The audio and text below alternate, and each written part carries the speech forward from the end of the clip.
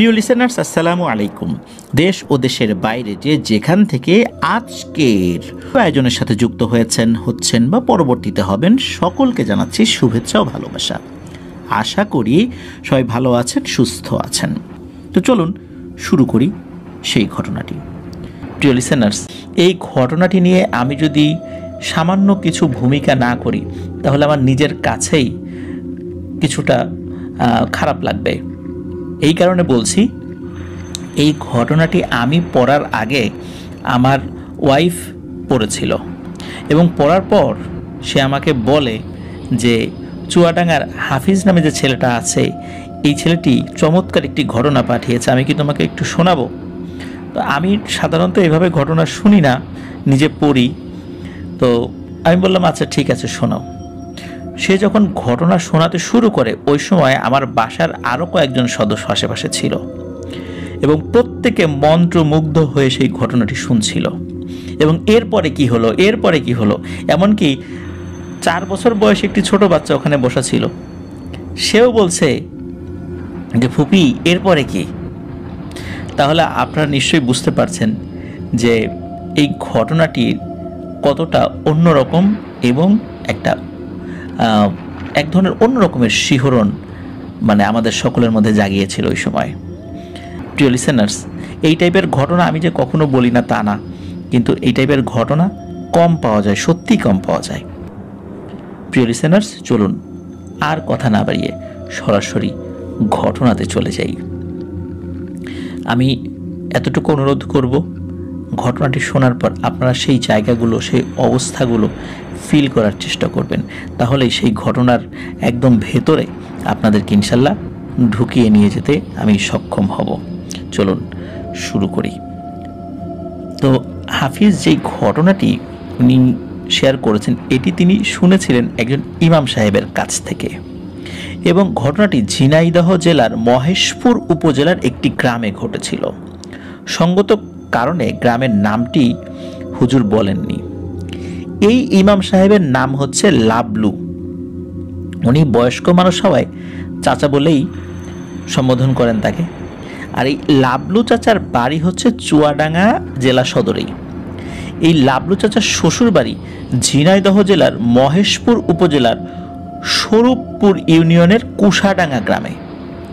এই ঘটনাটি লাবলু চাচা তার দাদা শ্বশুরের কাছ থেকে শুনেছেন।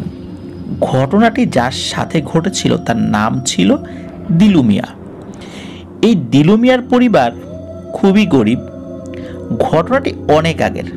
লাবলু চাচা তার দাদা শ্বশুরের কাছ থেকে শুনেছেন এই ঘটনাটি। আর ঘটনাটি ঝিনাইদহ জেলার, এই ঘটনাটি তো শুরুতেই বলেছি যে ঝিনাইদহ জেলার। আর ঘটনা যখন ঘটে তখন এই দিলু মিয়ার বয়স ছিল 35 থেকে 37 বছরের মতো আর কি। আর সময়টা ছিল মহান মুক্তিযুদ্ধের আগের। লাবলু চাচার দাদা শ্বশুর উনি সালটি ঠিকভাবে বলতে পারেনি, তবে তিনি বলেছেন যুদ্ধের 5 থেকে 7 বছর আগে হতে পারে ঘটনাটি। উনি আনুমানিকভাবে বলেছেন। তো এবার মূল ঘটনায় আসি। এই দিলু মিয়া একজন কৃষক ছিলেন আর পাশাপাশি বাড়িতে 2-1টা গরু পালতেন। দিলু মিয়ার বাড়ির পেছনে একটা নদী ছিল। এই নদী যেটা ভারত থেকে বাংলাদেশের সীমানায় প্রবেশ করেছে। এই নদীর পানি দিলু মিয়ার পরিবার ব্যবহার করত, নিজেরা গোসল করত, গরুকেও এই পানিতে গোসল করাতো এবং গ্রামের অনেকেই এই নদীতে তারা নিজেদের প্রয়োজনীয় কাজ সমাপ্ত করত। তো ঘটনাটি ঘটেছিল রোজার ঈদের ঠিক আগের রাতে, চাঁদ রাতে। দিলু মিয়ার 2টা গরু ছিল। বেশ কিছুদিন ধরে গরুটি পেলে পুষে বড় করছিলেন। তো এর মধ্যে একটি গরু বেশ মোটা তাজা ছিল।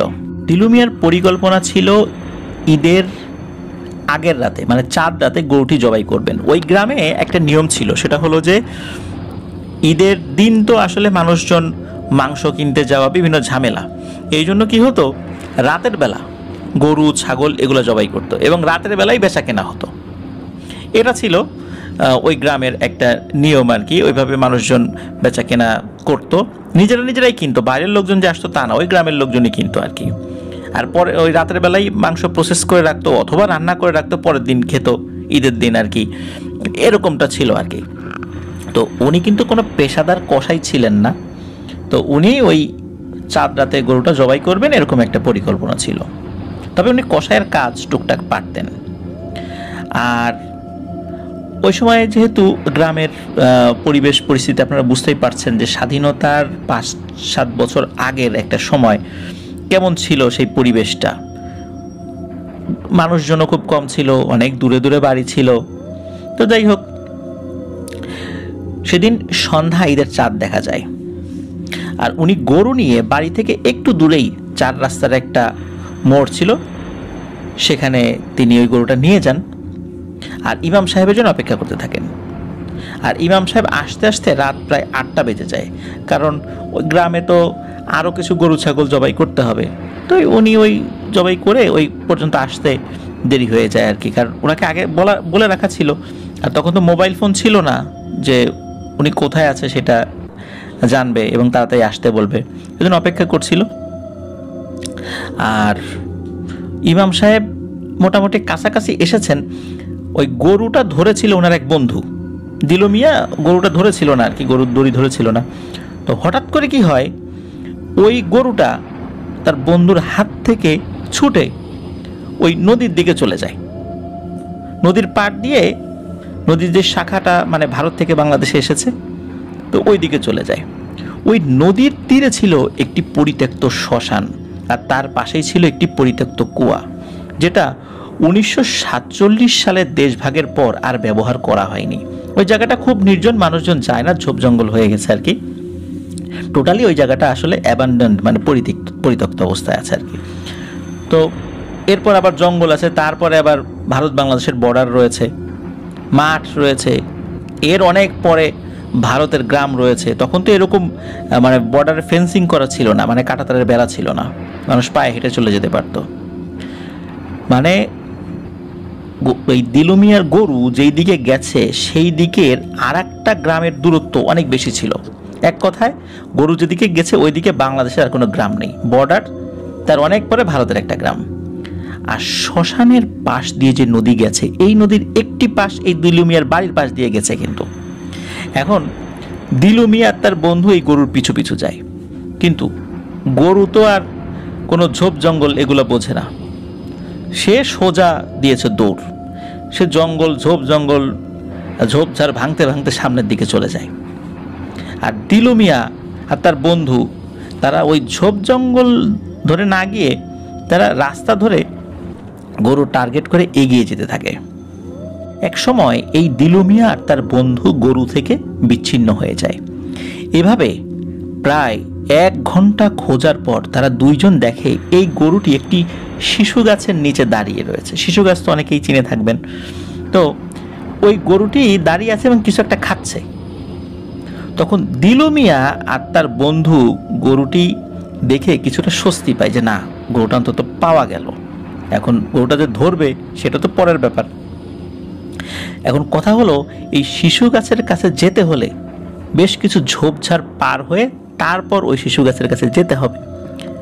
কিন্তু ওই গরুটি এক মনে নিচের দিকে তাকিয়ে কিছু খেয়ে যাচ্ছে। দিলু মিয়া আর তার বন্ধু কি করে, একটা মোটা ডাল হাতে নেয়, মানে তার হাতে একটা ডাল, তার বন্ধুর হাতে একটা ডাল আর কি। এই ডাল সামনে নিয়ে যে ঝোপঝাড় রয়েছে ওই ঝোপঝাড়ের দিকে আগাতে থাকে, ডালটা সামনে দিয়ে হালকা বাড়ি দিতে থাকে যাতে ওর ভিতরে কোনো সাপ পোকা থাকলে সেগুলো সরে যায়, তা পোকামাকড়গুলোকে সরিয়ে দেওয়া যায়।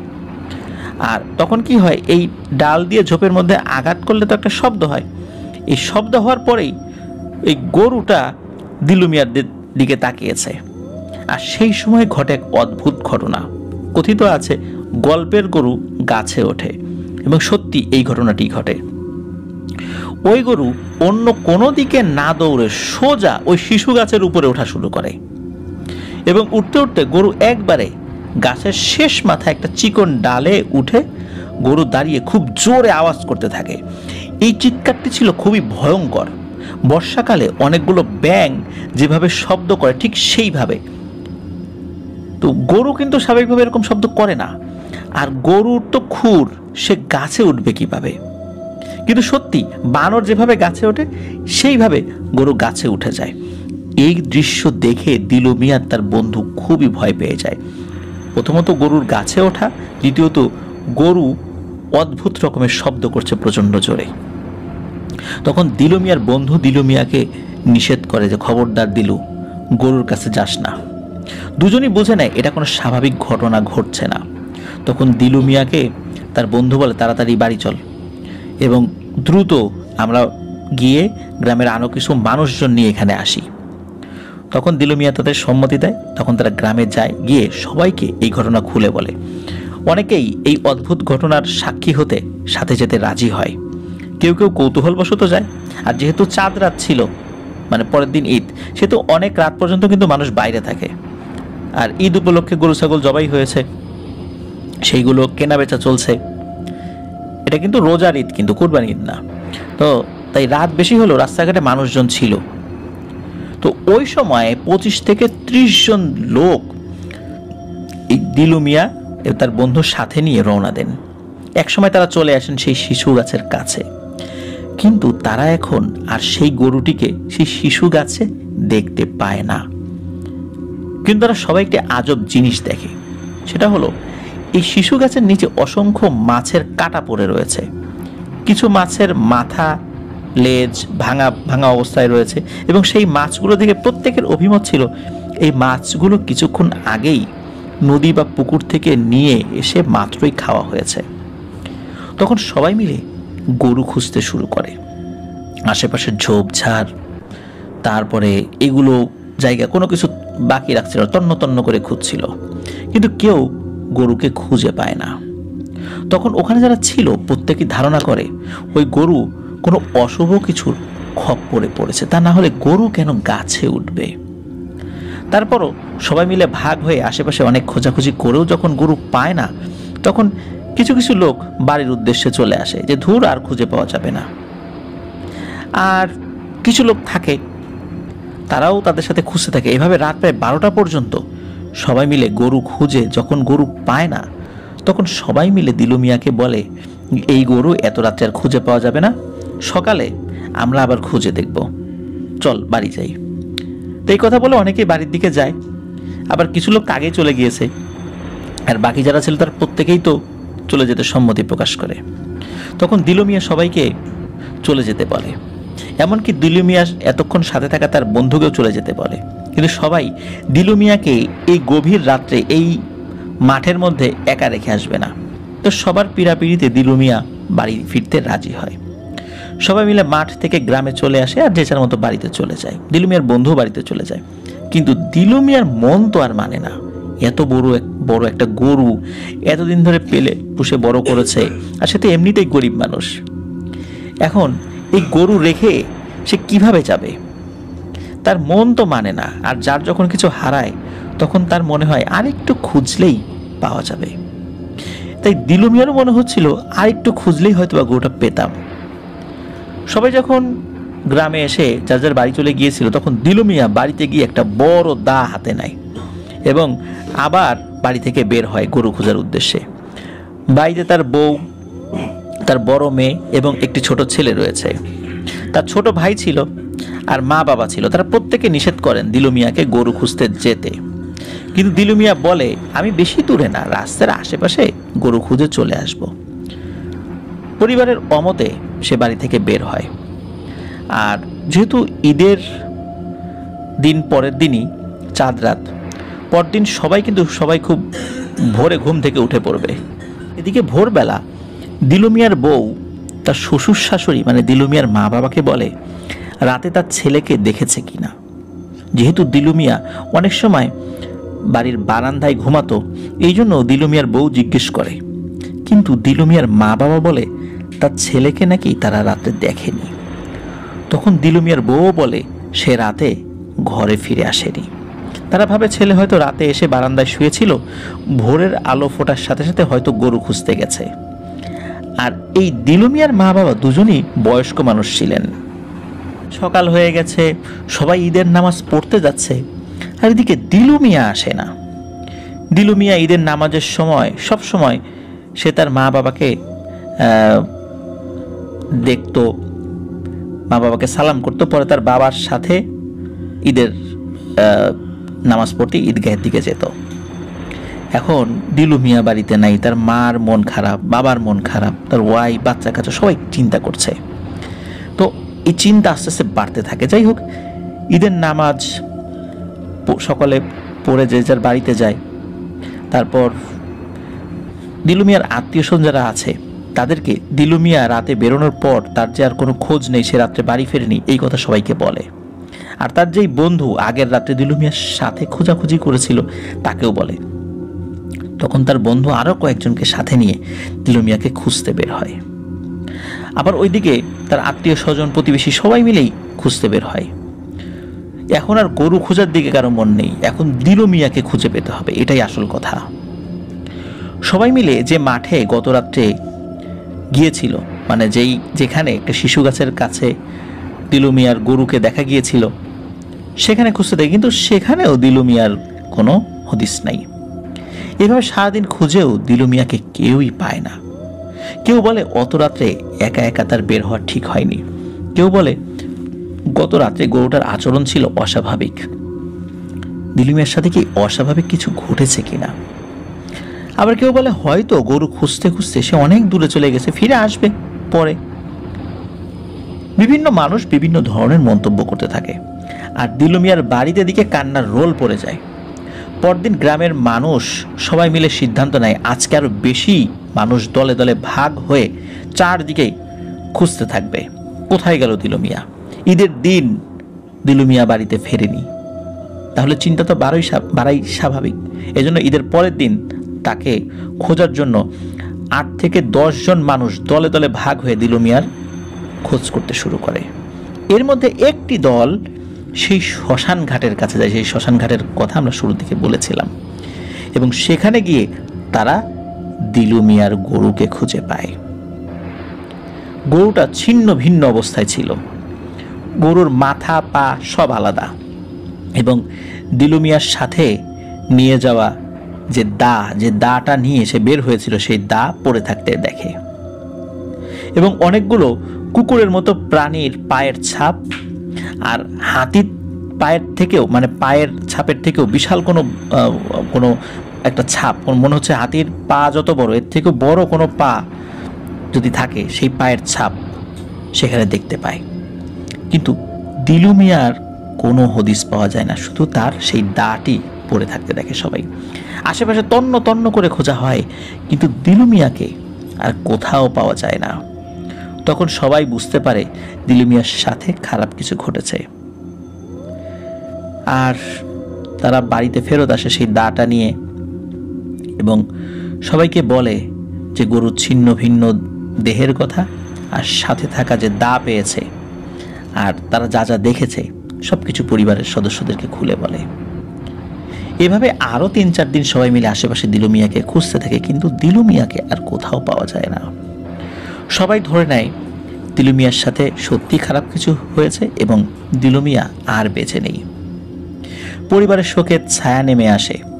তার বৃদ্ধ বাবা দিলু মিয়ার জন্য অনবরত কাঁদতে থাকে, তার মা কাঁদতে থাকে, তার সন্তান, তার স্ত্রী কাঁদতে থাকে। ছেলের চিন্তা করতে করতে বাবা অসুস্থ হয়ে পড়ে। এভাবে পার হয়ে যায় প্রায় 2.5 বছর।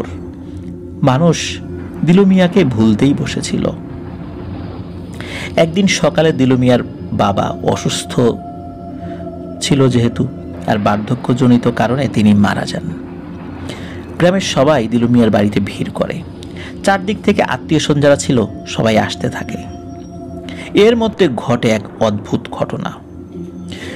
দিলু মিয়ার বাড়ির পাশে যেই নদীটি ছিল, হঠাৎ করে সেই নদীর পানি মনে হচ্ছে একটা বিশেষ জায়গায় ঘূর্ণিপাক খাচ্ছে, এবং ঘূর্ণিপাক খাওয়ার ওই জায়গাটা দিলু মিয়ার ঠিক বাড়ির কাছে, কারণ দিলু মিয়ার বাড়ি থেকে ওই নদীর শাখাটা খুব বেশি দূরে ছিল না, একদম কাছাকাছি ছিল।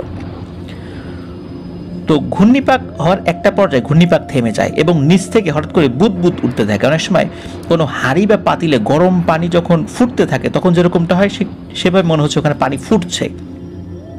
একটা সময় সেই পানি ফোটাও বন্ধ হয়ে যায়, আর হঠাৎ করে একটা মাথার মতো কিছু একটা ভেসে ওঠে। এই দৃশ্য কিন্তু ওই নদীর ধারে থাকা কয়েকজন লোক দেখছিল কৌতূহল হয়ে, যে হঠাৎ করে এখানে পানির পাক কেন খাচ্ছে, আবার এরকমটা কেন হচ্ছে। এবং একটা মাথার মতো একটা ভেসে ওঠে এবং ওই জিনিসটা আস্তে আস্তে মানুষের অবয়ব ধারণ করে এবং সাঁতরে তীরে আসতে থাকে।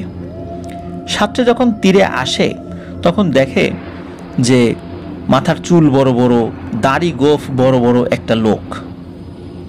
তো তাকে দেখে শুরুর দিকে কেউ চিনতে পারেনি, কিন্তু কয়েক মিনিট পর চিনতে পারে, আরে এ তো দিলু, এখান থেকে কিভাবে আসলো। আর এই যে লাবলু সাহেব, যিনি ইমাম সাহেব, এই লাবলু চাচার দাদা শ্বশুর ওখানে ছিলেন। তার দাদা শ্বশুরের ভাষ্য মতে তার শরীরে সেই সময় যে পোশাকটা ছিল হারিয়ে যাওয়ার সময়, মানে সে ঘর থেকে যেটা পরে বের হয়েছিল ওইটাই সে পরেছিল।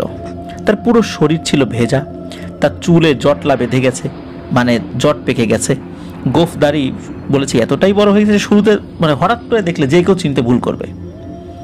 তো দিলু মিয়া তার বাড়িতে ঢোকে। বাড়িতে ঢোকার সাথে সাথে স্বাভাবিকভাবেই তার পরিবার কান্নায় ভেঙে পড়ে, কিন্তু দিলু মিয়া একেবারেই নির্বিকার। সে বাড়িতে ঢুকে বাড়ির উঠোনে একটি কুলবরই গাছ ছিল, সেই গাছের গোড়ায় হেলান দিয়ে বসে পড়ে। পরিবারের সদস্য, গ্রামের লোকজন বিভিন্ন ধরনের প্রশ্ন দিলু মিয়াকে করতে থাকে। শুধু একটি প্রশ্নে বেশি বেশি করে করতে থাকে, এতদিন দিলু মিয়া কোথায় ছিল, কোথা থেকে এলো। কিন্তু দিলু মিয়া কোনো প্রশ্নের উত্তর দিতে পারে না, শুধু ফ্যাল চোখে তাকিয়ে থাকে এবং দিলু মিয়ার চোখ থেকে অঝোর ধারায় পানি পড়ছে। কেউ কেউ দিলু মিয়াকে বলছে যে তোমার বাবা তো মারা গেছে, আর অনেকদিন পরে তুমি বাড়িতে ফিরেছো, এই জন্যই হয়তো বা কাঁদছো, কিন্তু কথা তো বলবা, কথা বলো। কিন্তু দিলু মিয়া কোনো কথা বলে না। দিলু মিয়ার বাবার লাশ গোসল করানো হয়, যখন জানাজা পড়ানো হয়, জানাজায় দিলু মিয়া শরিক হয়। ওই কুলবরই গাছ থেকে উঠে গিয়ে জানাজায় শরিক হয়। জানাজা করানোর পর দাফন করার সময় দিলু মিয়া ওই কবরের পাশে দাঁড়িয়েছিল, কবর খোঁড়া হয়েছিল সেখানে দাঁড়িয়েছিল, কিন্তু কারোর সাথে কোনো কথা বলেনি।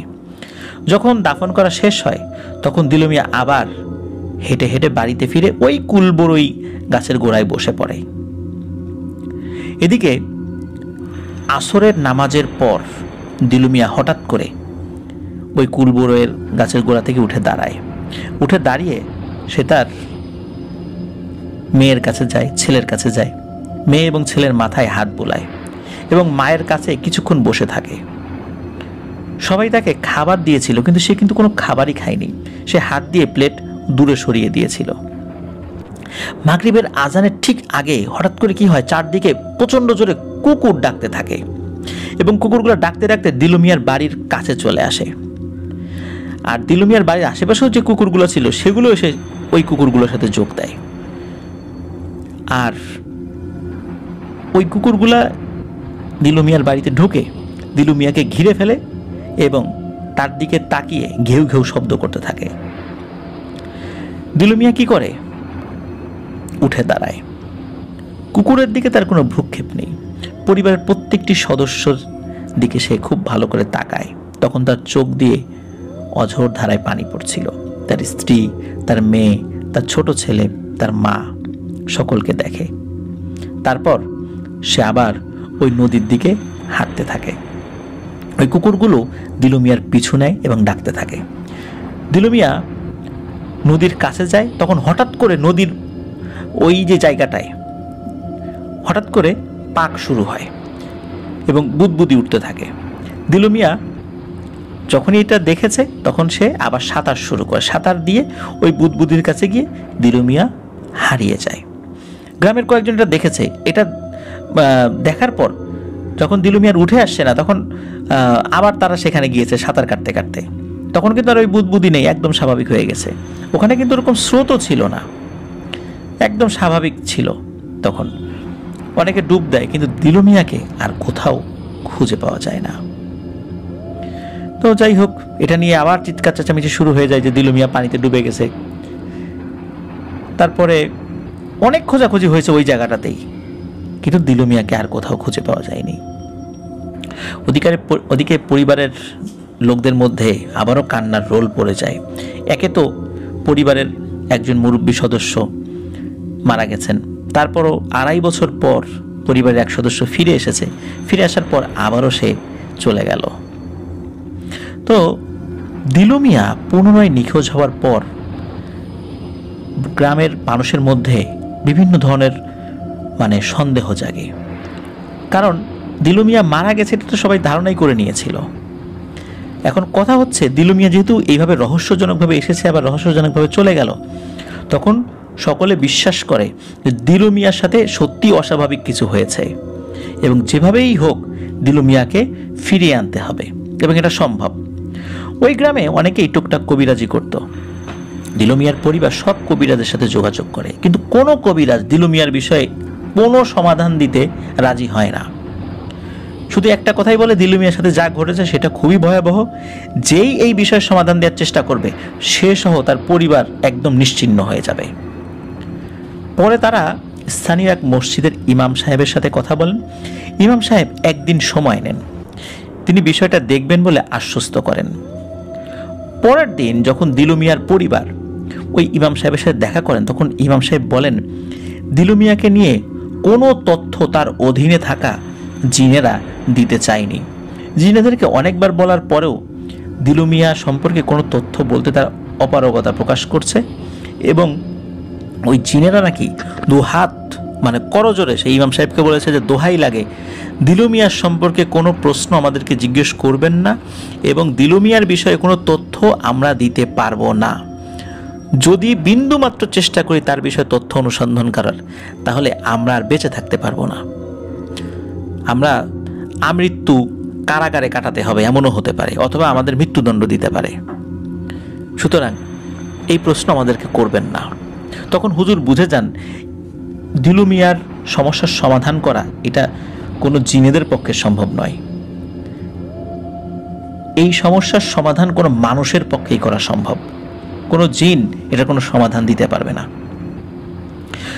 এমত অবস্থায় এই হুজুর, ওনার একজন ওস্তাদ যিনি সিলেটে ছিলেন, একজন কামেল একজন হুজুর, তখন দিলু মিয়ার পরিবারকে বলেন যে আমি তো এটার কোনো সমাধান করতে পারলাম না, এই কামেল হুজুরের ঠিকানাটা নেন, আমার কথা বলবেন, আপনারা তার সাথে যোগাযোগ করেন, ইনশাল্লাহ উনি আপনাদের হয়তো নিরাশ করতে চাইবেন না, কারণ তিনি অনেক বড় বুজুর্গ একজন ব্যক্তি, আল্লাহ তাআলা ওনাকে অনেক ভালোবাসেন, উনি হয়তোবা যদি আল্লাহর কাছে দোয়া করেন এই সমস্যার সমাধান হতে পারেন। সবাই রাজি হয় সেই কামেল হুজুরের সাথে দেখা করার জন্য।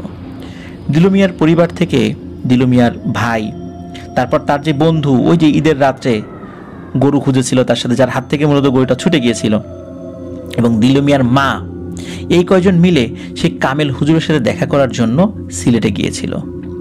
দিলু মিয়ার মাকে সাথে নেওয়ার উদ্দেশ্য ছিল দিলু মিয়ার মায়ের দিকে তাকিয়েও যদি হুজুর এই কাজটি করতে রাজি হন। তারা সিলেট যান এবং খুব সহজেই এই কামেল হুজুরের কাছে পৌঁছে যান, কারণ ওই হুজুরকে মোটামুটি সবাই চিনতেন। আর তাদের হুজুরের মাদ্রাসায় পৌঁছাতে বেশ সময় লেগে যায়, কারণ ওই সময়ে ওই ঝিনাইদহ থেকে সিলেট যাওয়ার যে দূরত্বটা এটা তো অনেক ছিল, কয়েকদিন লেগেছিল পৌঁছাতে, কারণ তখন তো রাস্তাঘাট তো ভালো ছিল না, ঢাকায় আসতে হবে, ঢাকা থেকে আবার সিলেট যেতে হবে, পথটাও তো অনেক বেশি, তাই না? তো যাই হোক, দিলু মিয়ার পরিবার সেই কামেল হুজুরের কাছে যান, গিয়ে সালাম দেন এবং হুজুরকে দিলু মিয়ার সাথে ঘটে যাওয়া সম্পূর্ণ যেই ব্যাপারটা যতটুকু তারা জানতেন সেইটুকু বলেছেন। আর এই দিলু মিয়ার মা দিলু মিয়ার ঘটনা বলার সময় অনেক কান্না করছিল, তার ছেলের বউ, তার ছেলে মেয়েকে নিয়ে কতটা অসহায় জীবনযাপন করছে সব কিছু হুজুরকে বলেন। হুজুর সব ঘটনা শুনে এবং তারা যে অনেক দূর থেকে এসেছেন এই বিষয়টি হুজুরকে খুব ব্যথিত করে, এত দূর থেকে আসছেন আপনারা। তো একটা জিনিস বলে রাখা ভালো, তারা হুজুরের সাথে সাক্ষাৎ করেছে দুপুরের জোহরের নামাজের পর। হুজুর সব কিছু শুনে একটা দিন সময় নেন এবং বলেন আমি আপনাদের সাথে আগামীকাল সকালে এই বিষয় নিয়ে ইনশাল্লাহ কথা বলবো, আর আপনারা আমার মেহমান, আপনাদের থাকা খাওয়ার সকল বন্দোবস্ত আমি করে দিচ্ছি। তো ওনাদের থাকা খাওয়ার সকল বন্দোবস্ত হুজুর নিজ দায়িত্বে করে দেন। পরদিন সকালবেলা হুজুর লোক দিয়ে দিলু মিয়ার পরিবারকে ডেকে পাঠান, যেখানে তাদেরকে রাখা হয়েছিল সেখান থেকে ডেকে পাঠান তার কাছে। দিলু মিয়ার পরিবারের যারা গিয়েছিল সবাই সেখানে আসে। তখন হুজুর দিলু মিয়ার মাকে বলে, দিলু মিয়ার যে মেয়ে আছে তার বয়স কত? তখন দিলু মিয়ার মা বলে, দিলু মিয়ার 2 সন্তানের মধ্যে তার মেয়ে বড় সন্তান, তার বয়স 13 বছরের মতো হবে। তখন হুজুর বলেন, আপনার এই নাতনিকে খুব দ্রুত বিয়ে দিয়ে দেবেন, খুব অল্প সময়ের মধ্যে। আর পুরো গ্রামের মানুষকে দাওয়াত দিবেন, বিশেষ করে প্রত্যেকটা বাড়ি থেকে একজন করে। আর যত দ্রুত সম্ভব এটা দিতে হবে, সম্ভব হলে এই সপ্তাহের পরের সপ্তাহে যে শুক্রবার আসে শুক্রবারটা বিয়ের দিন নির্ধারণ করেন, এবং এই সময়ের মধ্যেই আপনাদেরকে কোনো পাত্র খুঁজে বের করতে হবে। ওই সময় তো অল্প বয়সে মেয়েদের বিয়ে হয়ে যেত, 13 বছর বয়স কিন্তু ওই সময়ের প্রেক্ষাপটে সেটা কিন্তু ঠিক বয়স ছিল। তো যাই হোক, তো যদি এটা করেন হুজুর বলে তাহলে আপনার ছেলের জন্য ভালো হবে। এই কামিল হুজুর দিলু মিয়ার পরিবারের যারা হুজুরের সাথে দেখা করতে গিয়েছিলেন তাদের সাথে বসে 15 দিন পর যে শুক্রবার আসবে সেই শুক্রবারের মধ্যেই মেয়ের বিয়ের সব কিছু ঠিকঠাক করার কথা বলেন এবং ওই শুক্রবার বিয়ের দিন ধার্য করতে বলেন। বলে রাখা ভালো, সেই সময়ে আমি তো আবারও বলছি যে খুব দ্রুত বিয়ে হয়ে যেত। তো যাই হোক, কিছু সময় পর এই হুজুর দিলু মিয়ার ভাই আর তার বন্ধুকে একটু বাইরে যেতে বলেন। তিনি দিলু মিয়ার মায়ের সাথে একটু একা কথা বলতে চান। তখন তারা দুজন বাইরে যান। তখন হুজুর একটা দোয়া পড়েন। দোয়া পড়ার পরে বলেন যে এই মুহূর্তে আমার আশেপাশে কোনো জিনও নেই, কোনো বার্তাবাহক জিনও নেই যে কোনো তথ্য এখান থেকে ফ্ল্যাশ হবে। সুতরাং আপনাকে আমি কিছু কথা বলবো, এই কথাগুলো আপনার ভেতরে রাখবেন, কাউকে জানতে দিবেন না, এবং এই কাজটা আপনাকেই করতে হবে। তখন হুজুর দিলু মিয়ার মাকে একটা ছোট কাচের বোতলের মধ্যে পানি দেন এবং তিনি বলে দেন, এই মেয়ের বিয়ের দিন, মানে দিলু মিয়ার মেয়ের বিয়ের দিন তোমার ছেলে আবার আসবে এবং মেয়ের বিয়ে হওয়া পর্যন্ত ছেলে থাকবে। ঠিক মাগরিবের আজানের আগ মুহূর্তে এই ছেলে আবার পানির মধ্যে ডুব দিয়ে অদৃশ্য হয়ে যাবে। এই ছেলে যখন আসবে তখন খুব কৌশলে এই পানি তাকে খাওয়াতে হবে, আর এই পানি খাওয়ার সাথে সাথে ছেলে অজ্ঞান হয়ে যাবে, মানে দিলু মিয়া অজ্ঞান হয়ে যাবে। তারপর যখন জ্ঞান ফিরবে তখন ছেলে স্বাভাবিক হয়ে যাবে, কথা বলতে পারবে। ইনশাল্লাহ এর মধ্যেই আমরা আপনার বাসায় হাজির হব। এবং এই যে কথাটা, এই কথাটা কাউকে বলা যাবে না, তাহলে কিন্তু এই পানির গুণাগুণ নষ্ট হয়ে যাবে। আর এটাও বলে দেন সেই হুজুর যে আপনার ছেলে যে কথা বলতে পারছে না, বিষয়টা এরকম নয়, সাময়িক সময়ের জন্য আপনার ছেলের কথা বলার শক্তিটা নষ্ট করে দেওয়া হয়েছে। যদি এই পানিটা খাওয়ান তাহলে আপনার ছেলে আবার কথা বলতে পারবে এবং তার কাছ থেকে আমরা বিস্তারিত জানতে পারবো, তখন কাজ করাটা সুবিধা হবে। আর আবারও বলছি, কাউকে এই কথা শেয়ার করা যাবে না, বিশেষ করে পানির কথা। আর পরবর্তীতে ওই হুজুর দিলু মিয়ার ভাই এবং বন্ধুকে ডেকে বলে, আপনাদের সাথে ওই মেয়ের বিয়ে সম্পর্কিত যে বিষয়গুলো বলেছি কাউকে এলাকায় গিয়ে এর মূল বিষয়ে বলবেন না। তো যাই হোক, তারা আবার রওনা দেন। কয়েকদিন সময় লাগে তাদের বাড়িতে আসতে। সবাই যখন জিজ্ঞেস করে দিলু মিয়ার বিষয়ে হুজুর কি বলেছে, যারা হুজুরের সাথে দেখা করতে গিয়েছেন সবাই একই কথা বলতে থাকে যে হুজুরের সাথে দেখা হয়নি, হুজুর ভারতে গেছে, হুজুরের পরিচিত যারা আছেন তারা 1 মাস পরে যেতে বলেছেন। এর বাইরে তারা আর কিছু বলে না গ্রামের মানুষকে। এদিকে হাতে সময় কম, ওই মেয়েকে বিয়ে দেওয়ার জন্য ছেলে খোঁজা শুরু করে। এক পর্যায়ে ওই গ্রামের একটা ছেলের সাথে বিয়ে ঠিক হয়। বিয়ের দিন ধার্য করা হয় সেই শুক্রবারে, যে শুক্রবার হুজুর বলে দিয়েছেন। শুরু হয় গ্রামে প্রতি পরিবার থেকে একজন করে দাওয়াত দেওয়ার কাজ। দেখতে দেখতে শুক্রবার চলে আসে, বাড়িতে বিশাল আয়োজন চলছে। ঠিক দুপুরবেলা নদীতে তখন অনেকেই গোসল করছে জুম্মার আগে, ওই সময় নদীর মাঝখানে ঘূর্ণিপাক শুরু হয়। আর এই ঘূর্ণিপাকের ভেতর থেকে আবার হঠাৎ করে কিছু একটা ভেসে ওঠে এবং সাঁতার কাটতে কাটতে তীরে চলে আসে। তখন সবাই দেখে, আরে এটা কেউ না, এই কয়েকদিন আগে, সপ্তাহখানেক আগে যে দিলু মিয়া আবার যে হারিয়ে গিয়েছিল সে দিলু মিয়া আবার ফেরত এসেছে। আর দিলু মিয়ার ওই দৃশ্য দেখে সবাই ভয় পেয়ে দ্রুত নদী থেকে উঠে পড়ে। তার দিকে হইচই শুরু হয়ে যায় যে দিলু মিয়া আসছে, দিলু মিয়া আসছে। আর যেহেতু দিলু মিয়ার বাড়ি তো নদীর পাশেই ছিল, দিলু মিয়া দ্রুতই তার বাড়িতে পৌঁছে যায়। গ্রামের মধ্যে খবর উঠে যায় দিলু মিয়া আবার ফেরত এসেছে। দিলু মিয়া কি করে, সোজা বাড়িতে গিয়ে সেই কুল গাছের নিচে হেলান দিয়ে বসে পড়ে। সেই একই পোশাক, একই রকমের চুলদাড়ি। প্রথমবার দিলু মিয়া যখন এসেছিল তখন কিন্তু সবাই কৌতূহলবশত দেখতে এসেছিল, কিন্তু এইবার দিলু মিয়ার কাছেও কেউ যাচ্ছে না, ভয়ে সবাই ভয়ে দূরে সরে যাচ্ছে। দিলু মিয়ার মা, ভাই, বউ, ছেলে মেয়ে সবাই দেখা করতে আসে। তারা অনেক কথা জিজ্ঞেস করে, কিন্তু দিলু মিয়া কোনো কথারই উত্তর দিতে পারে না। ঠিক আগের মতোই নির্বিকার ভাবে তাকিয়ে আছে এবং চোখ দিয়ে অঝোর ধারায় পানি পড়ছে। এর মধ্যে মেয়ের বিয়ে হয়ে যায়, বরযাত্রী বউ নিয়ে চলে যায়, একই গ্রামের তো কাছাকাছি আর কি, যাদের দাওয়াত ছিল তারাও দাওয়াত খেয়ে চলে যায়। আসরের সময় দিলু মিয়ার মা দিলু মিয়ার কাছে আসে একটা গ্লাসে করে পানি সাথে নিয়ে। দিলু মিয়ার মা দিলু মিয়াকে বলে, বাবা আমি জানি আমরা তোমাকে কোনোভাবেই ধরে রাখতে পারবো না, আমিও আর হয়তো বেশি দিন বাঁচবো না, এরপর তোর সাথে বাপ আমার আর দেখা হয়তো জীবদ্দশে নাও হতে পারে, তো আমার শেষ একটা ইচ্ছা, আমার হাতের এক গ্লাস পানি তুই খা, এর আগেও তো আসছিলি কিছুই খেলি না, মেয়ের বিয়ে হলো কিছুই খেলি না, অন্তত এক গ্লাস পানি তো খেয়ে যা। এই কথা বলে দিলু মিয়ার মা পানির গ্লাসটা এগিয়ে দেয়। দিলু মিয়া কিছুক্ষণ চুপচাপ থেকে মায়ের হাত থেকে পানির গ্লাসটা নেয় এবং অল্প সময়ের মধ্যে সে ঘুমিয়ে পড়ে, মানে অল্প সময়ের মধ্যে, অজ্ঞানও না, সে ঘুমিয়ে পড়ে বা অজ্ঞান হয়ে গেছে এরকমটা আর কি। তো সবাই তখন তাকে ধরে একটা রুমের মধ্যে নিয়ে রেখে দেয়। এর কিছু সময় পরেই সে কামেল হুজুর চলে আসেন, আর সাথে আসেন 13 জন যুবক যারা প্রত্যেকেই কোরআনে হাফেজ ছিলেন। তখন হুজুর দিলু মিয়া যে রুমের ভেতরে আছে সেই রুমের ভিতরে একা যান এবং ভেতর থেকে দরজা বন্ধ করে দেন। কিছু সময় পর হুজুর বের হন এবং বলেন যে দিলু মিয়াকে ঘরের বাইরে উঠোনে নিয়ে আসেন সবাই ধরাধরি করে। যাই হোক, দিলু মিয়াকে উঠোনে নিয়ে আসে সবাই। তখন হুজুর দিলু মিয়ার চারদিকে 4 কোণার একটা বৃত্ত আঁকে, মানে একটা বৃত্ত, সেই বৃত্তর আবার মানে একটা বর্গাকৃতির একটা চিহ্নের ভিতরে বৃত্ত, মানে সেটার আবার 4টা কোণা আছে। তো প্রতিটি বৃত্তে মানে প্রতিটি পাশে 4 কোণার 4 পাশে একজন করে কোরআনে হাফেজকে দাঁড় করিয়ে দেওয়া হয়।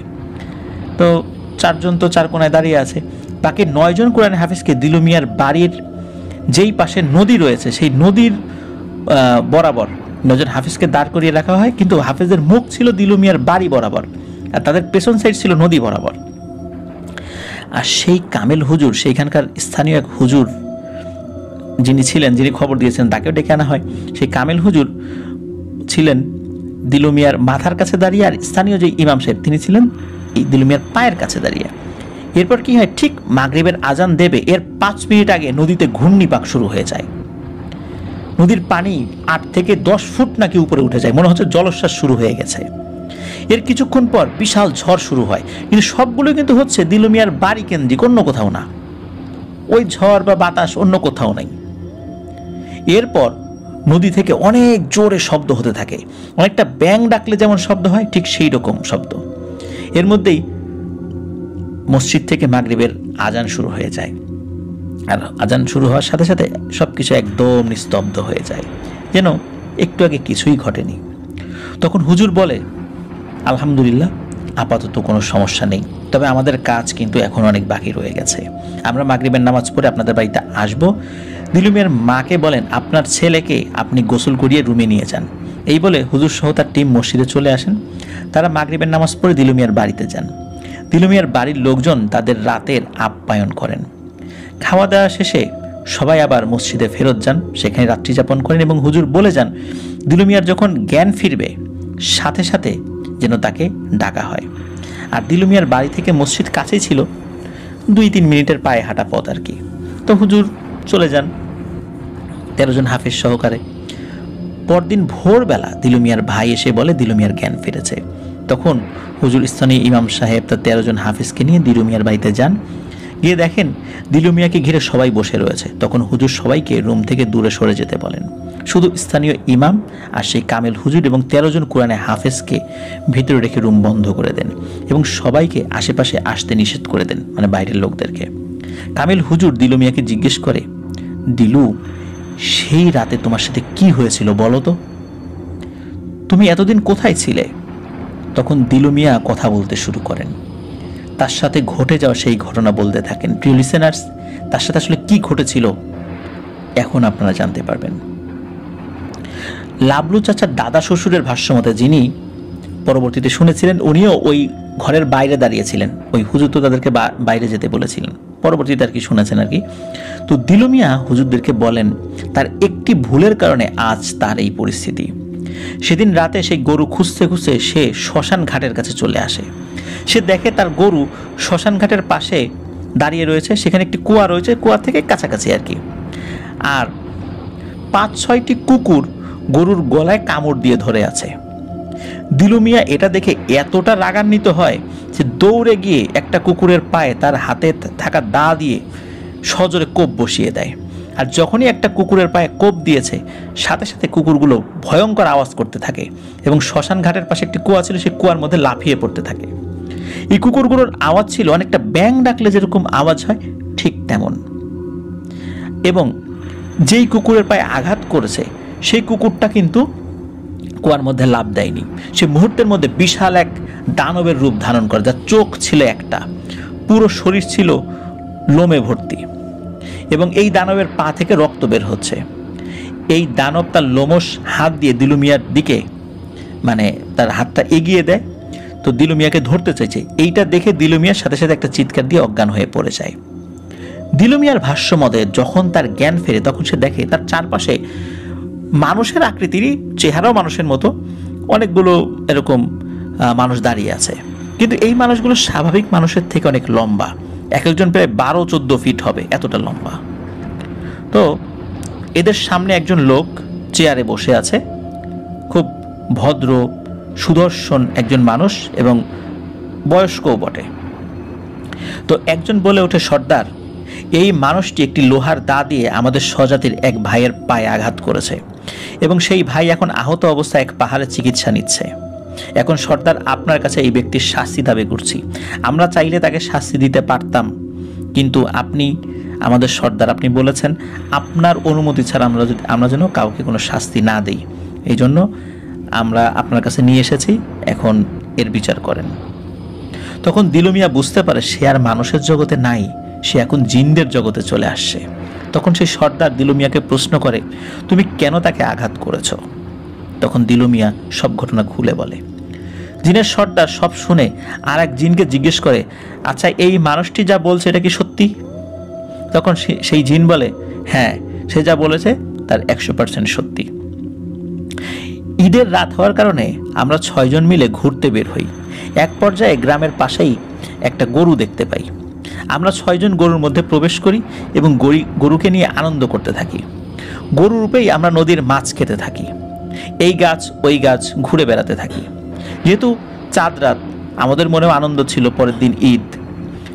যখন বুঝি ফজরের আজান দিতে বেশি দেরি নেই, তখন আমরা গরুর ভেতর থেকে বের হয়ে আসি এবং কুকুরের রূপ নিয়ে আমরা সবাই মিলে গরুর রক্ত খেতে থাকি। কে বেশি করে গরুর গলা থেকে রক্ত খাবে এটা নিয়ে আমরা প্রতিযোগিতা করতে থাকি। মূলত গরুর মালিক যেহেতু গরুকে আর খুঁজে পাইনি, সে চলে গিয়েছিল, আমরা ধারণা করেছিলাম যে সে আর আসবে না, এই কারণেই আমরা এই কাজটি করেছি। এবং আমরা রক্ত খেতে এতটাই মগ্ন ছিলাম, এই লোক কখন যে এসেছে কেউ বুঝতেই পারিনি।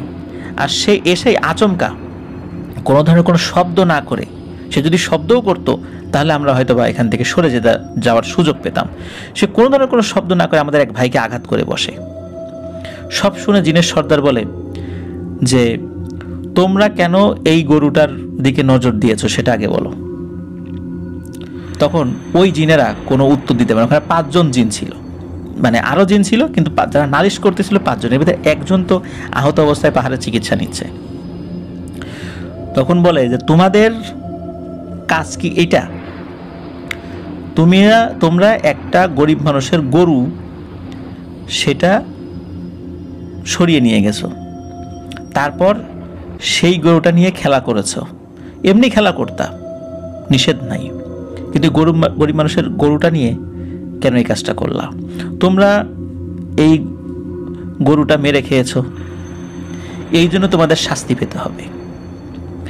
আর আমাদের স্বজাতির একজনকে সে গুরুতর আঘাত করেছে, এই জন্য দিলু মিয়াকেও শাস্তি পেতে হবে। জিনের সর্দার যখন বলেছে ওই 5 জন জিনকে যে তোমাদেরকেও মানে শাস্তি পেতে হবে, ওই 5 জন জিন মানে এমন কান্নাকাটি শুরু করেছে এবং থরো থরো কম্প শুরু হয়ে তার শরীর কাঁপতেছে তাদের ভয়ে, যে না জানি সর্দার কি শাস্তি দেয়। মানে ওরা বলছে, সর্দার আমাদের অন্যায় হয়ে গেছে, আমাদেরকে ক্ষমা করেন। সর্দার বলে, না, আমি যদি তোমাদেরকে ক্ষমা করি তাহলে আবারও তোমরা এই কাজটা করবা, তোমাদের ক্ষমা নাই, আর এরও ক্ষমা নাই। যেহেতু সে না বুঝে করে ফেলছে, এই জন্য ওর শাস্তি যেরকম হবে তোমাদের শাস্তিও একই রকম হবে। আমি তোমাদেরকেও 10 বছরের সাজা দিলাম, এদেরকেও 10 বছরের সাজা দিলাম। এই দিলু মিয়া 10 বছর আমাদের জেল হাজতে থাকবে। যেহেতু সে নিজের ইচ্ছাই করেনি, এই জন্য শাস্তি কম দিলাম। আর তোমাদের শাস্তি হচ্ছে, তোমরা 10 বছর আমাদের এই সমাজে আসতে পারবা না। তোমরা 10 বছর এই দিলু মিয়ার বাড়ির আশেপাশে থাকবা। কখনোই তোমরা কোনো ভয়ের সুরতে ওই পরিবারের সামনে হাজির হবা না। ওই পরিবারের খোঁজ খবর নিবা এবং ওই পরিবারে কি হয় না হয় পুঙ্খানুপুঙ্খ ব্যাপারগুলো অন্য জিনদেরকে জানাবা, তারা এসে খবর দেবে। আর তোমাদেরও অপশন রয়েছে, যে সুযোগটা আমি দিলু মিয়াকে দেব, তোমাদেরকেও দিব। আমি নিজেই দিলু মিয়ার সাথে কথা বলে সেই সুযোগটা দিতে চাই। তখন দিলু মিয়াকে জিনের সর্দার বলে যে তোমার বাড়িতে কে কে আছে? বলে যে আমার স্ত্রী আছে, এক কন্যা, একটা ছোট ছেলে আর বৃদ্ধ মা বাবা রয়েছে। আর এই শাস্তির কথা শুনে দিলু মিয়া তো কাঁদতে থাকে যে আমার মা বাবা মারাই যাবে, আমার সন্তানদের কি হবে? তখন জিনের সর্দার বলে যে শাস্তি তো তোমাকে আমি একা দেই নাই, আমার স্বজাতিকেও তো শাস্তি দিয়েছি। তুমি যদি 10 বছর তোমার পরিবার থেকে বাইরে থাকো, ওরাও 10 বছর তারা পরিবার থেকে বাইরে থাকবে। এটাই ওদের শাস্তি। আমি জিন হয়ে ইনসাফ করেছি। এখন বলো, তোমার কিছু বলার আছে? বলে হ্যাঁ, আমার বলার আছে। এই 10 বছরের মধ্যে আমাকে আমার পরিবারের সাথে দেখা করার সুযোগ দিতে হবে। তখন জিনের সর্দার বলে এটা তো সম্ভব নয়। যখন সে খুব কান্নাকাটি করে বলে আচ্ছা ঠিক আছে, আমি সুযোগ দিব। এই 10 বছরের মধ্যে তোমার মেয়ের যখন বিয়ে হবে তখন তুমি যেতে পারবা।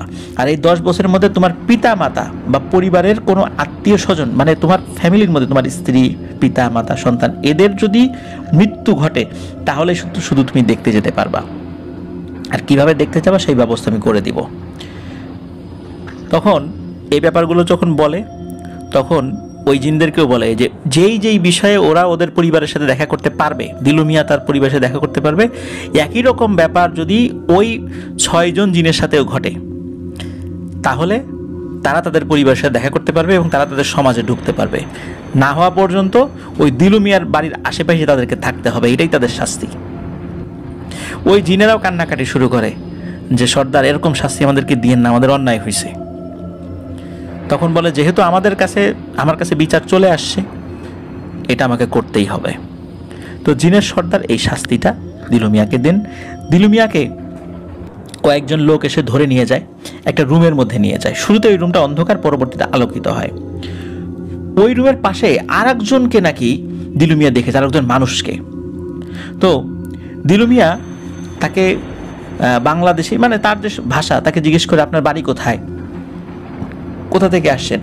সে লোকটা তো আসলে ভাষা বোঝে না, সে শুধু বলছে ইন্দোনেশিয়া ইন্দোনেশিয়া। তার মানে হচ্ছে আর একটা লোককে জিনেরা ধরে নিয়েছে বা ধরে এনেছে ওই কারাগারে, তার বাড়ি ছিল ইন্দোনেশিয়াতে।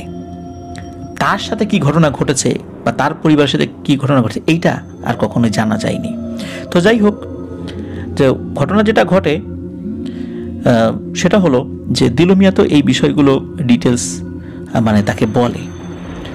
এখন কথা হলো যে তার বাবা যখন মারা যায় তখন দিলু মিয়ার কাছে এসে একজন মানুষ খবর দেয়, মানে মানুষ বলতে মানুষের সুরতে খবর দেয়, তোমার বাবা মারা গেছে, সর্দারের নির্দেশ, তুমি প্রস্তুত হও, তোমাকে যেতে হবে। আর মনে রেখো তোমার সময় কিন্তু মাগরিবের আগ পর্যন্ত, এর মধ্যে ঠিক যেভাবে তুমি যাবা সেভাবেই চলে আসবা। তারপরে একটা গ্লাসে কিছু একটা রস আর কি, এটা খেতে দেয়া হয়। এটা খাওয়ার সাথে সাথে দিলু মিয়ার কথা বলতে পারে না। তখন দিলু মিয়াকে নিয়ে একটা বিশাল আকৃতির প্রায় 15-20 ফুট লম্বা একটি গজার মাছের পিঠে বসিয়ে দেওয়া হয়। গজার মাছের পিঠে বসার সাথে সাথে মনে হচ্ছে গজার মাছের পিঠের সাথে তার হাত পা বডি লেগে গেছে। এরপর গজার মাছ চলতে শুরু করে। মাত্র অল্প 1 মিনিট এর মধ্যেই হঠাৎ করে দিলু মিয়া বলে যে তখন আমি হঠাৎ করে মনে হলো যে আমি নদীর উপরে ভেসে উঠেছি।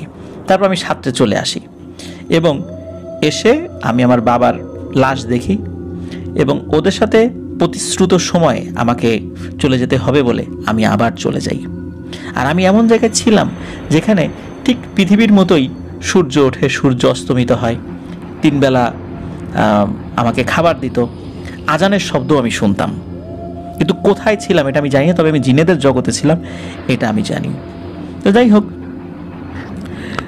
তখন হুজুর বলে যে তোমার মেয়ের বিয়ের সময় তুমি তো আসতে পারবা, এই জন্য আমি বলেছিলাম যে কত দ্রুত তোমাকে আবার বাড়ির দিকে নিয়ে আসা যায়। তখন হুজুর বলেন যে ওই হুজুরের অনুগত খুব পরহেজগার একটি জিন রয়েছে, সে ছিল চাভুস বা মুখবির বা সংবাদ সংগ্রাহক জিন। সংবাদ সংগ্রহে তার দক্ষতা অন্য জিনদের থেকে অনেক বেশি। যখন হুজুর এই সম্পর্কে জানার জন্য সেই জিনকে দায়িত্ব দেয়, তখন সেই জিন প্রথমে ঘুরে এসে বলে যে হুজুর এই বিষয়ে আমি কোনো তথ্য সংগ্রহ করতে পারিনি, কারণ এটা এমন একটা জায়গায় যেই জায়গায় জিনেদের প্রবেশের অনুমতি নেই, শুধু নির্দিষ্ট কিছু জিনেরাই বা অনুমোদিত কিছু জিনেরাই সেখানে প্রবেশ করতে পারে। তখন হুজুর ভালো করে রিকোয়েস্ট করেন যে তোমাকে তো আমি খুব ভালোবাসি, বিশ্বাস করি, তুমি আরেকটু চেষ্টা করে দেখো কিভাবে সমস্যাটার সমাধান করা যায়। তখন ওই জিনটি কিছুক্ষণ চুপ করে থেকে বলে আচ্ছা ঠিক আছে, আমি যাই, আবার দেখি আমি কোনো তথ্য সংগ্রহ করতে পারি কিনা। অনেকক্ষণ পরে এসে ওই জিন হুজুরের কাছে বলে যে আমার এক বন্ধু ওই জায়গার আশেপাশে থাকে, তার কাছে আমি দিলু মিয়া সম্পর্কে জিজ্ঞাসা করি। তখন সে বলে যে দিলু মিয়াকে 10 বছরের শাস্তি দেওয়া হয়েছে, সে শুধু হাতে গোনা কয়েকবার বাড়িতে যেতে পারবে, তার পরিবারের এই ঘটনা যদি ঘটে তাহলে শুধু যেতে পারবে, তার মেয়ের বিয়ে এবং পরিবারের কোনো সদস্যের মৃত্যু হলে সে যেতে পারবে। এবং অন্য যে জিনেরা, যে 6 জন জিন, একজন তা আহত ছিল, পরে তাকেও ধরে নিয়ে তার বাড়ির কাছে রেখে আসা হয়েছে। এই 6 জন জিনের শাস্তি হচ্ছে এই 10 বছর দিলু মিয়ার শাস্তি শেষ হবে, এই 6 জন জিনের শাস্তিও শেষ হবে। তো এই তথ্যটা শুধু জেনে আসে, কিন্তু এতটুকু তথ্যের বাইরে কোনো জিনের ক্ষমতা নাই এই বিষয়ে উপকার করা, শুধু এতটুকুই তথ্যই আনতে পেরেছিল। কিন্তু কোথায় রাখা হয়েছে, কোন জেলখানায় রাখা হয়েছে, এই বিষয়েও ওই জিনটি কোনো তথ্য দিতে পারেনি। তো তার বন্ধু জিনের কাছ থেকে এই তথ্য নিয়ে এসে হুজুরকে জানায়।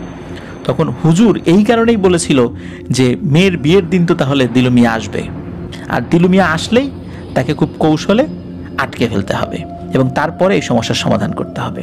তো যাই হোক, এভাবে প্রাথমিক একটা সমস্যার সমাধান হয়, কিন্তু ফাইনাল সমস্যার সমাধান কিন্তু হয়নি, কারণ দিলু মিয়ার শাস্তি কিন্তু শেষ হয়নি। কেবল 2.5 বছর 20 দিনের মতো শাস্তি অতিক্রান্ত হয়েছে। 2.5 বছরের মাথায় তো তার বাবা মারা গেলে সে আসে, আবার এই যে 2 সপ্তাহ পর তার মেয়ের বিয়েতে আসে, এই তো সময়, এখনও কিন্তু তার শাস্তি আরও অনেক বাকি রয়ে গেছে। তো যাই হোক, এটাও বলা ছিল দিলু মিয়া যদি বাড়িতে গিয়ে কোনো কারণে না ফেরত আসে তাহলে তাকে তো ধরে নিয়ে আসা হবে এবং আমৃত্যু জিনেদের কারাগারে তাকে থাকতে হবে। এ কারণে দিলু মিয়া কিন্তু চলে যেতে বাধ্য হয়েছিল। তো যাই হোক, এখন যেটা হয়, হুজুর বলেন যে আজকে মাগরিবের আজানের আগ মুহূর্তে আমরা শ্মশানের সেই জায়গায় যাব এবং কুয়ার কাছে যাব। স্থানীয় সেই মসজিদের ইমাম সাহেব, দিলু মিয়া, তার মা এবং সেই কামেল হুজুর এবং সাথে থাকা 13 জন কোরআনে হাফেজকে নিয়ে সেই কুয়ার কাছে যান সেই হুজুর। ছোট্ট একটা সূচ বের করেন, তার 13 জন শিষ্যের আঙ্গুল থেকে 1 ফোঁটা করে রক্ত নেন এবং দিলু মিয়ার আঙ্গুল থেকেও 1 ফোঁটা রক্ত নেন এবং এই রক্তগুলো একটা শিশিতে ভরেন এবং তার সাথে ওনার কাছে থাকা আরেকটা বোতলে কিছু পানি ছিল, সেই পানির সাথে ওই রক্ত মেশান। ওই রক্ত এবং ওই পানি মিশ্রিত, মানে ওই ইয়াটা আর কি, কুয়ার মধ্যে ফেলে দেন এবং কুয়ার মধ্যে ফেলার আগে ওই কুয়ার চতুর্দিকে একটা বন্ধনী দিয়েছিলেন, একটা দাগ দিয়েছিলেন। তো যাই হোক, কুয়ার মধ্যে ফেলার অল্প কিছুক্ষণের মধ্যেই, তখনও কিন্তু সন্ধ্যা একদম লাগেনি, অন্ধকার হয়নি, 4 থেকে 5 ফুট লম্বা একটা সাপ কুয়ার উপরে উঠে আসে। এটা দেখে ওই কামেল হুজুর, মানে একটা সাপ না, কয়েকটা সাপ আর কি, তো সাপগুলোর উদ্দেশ্যে বলেন, আমি তোমাদের সাথে কথা বলতে চাই না, তোমাদের সর্দারের সাথে কথা বলতে চাই, তাকে গিয়ে আমার সালাম জানাও। এই কথা শোনার পর ওই সাপগুলো একদম স্বাভাবিকভাবেই আবার কুয়ার মধ্যে থেকে যেভাবে এসেছিল আবার সেভাবেই চলে যায়।